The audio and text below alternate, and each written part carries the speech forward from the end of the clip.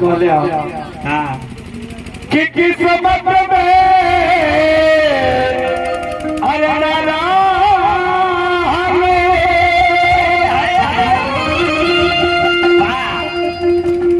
तो चल जा।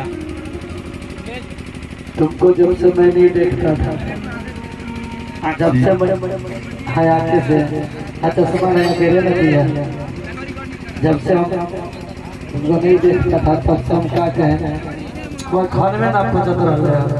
भैया भैया भैया अरे किस्मत में ना रहलू,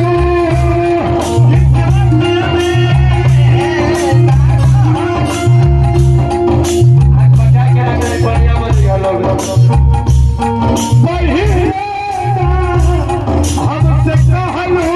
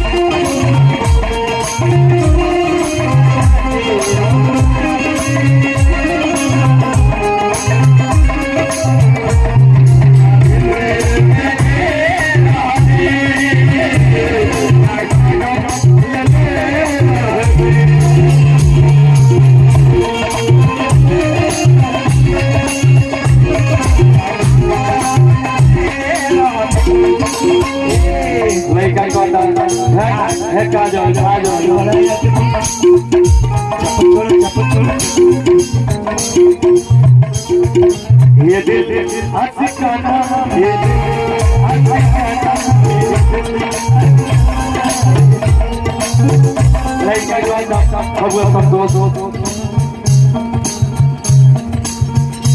तेरे याद में ये हो दिया करेंगे। बाकी गम बर्दाश्त नहीं हुआ तो शराब भी पिया करेंगे।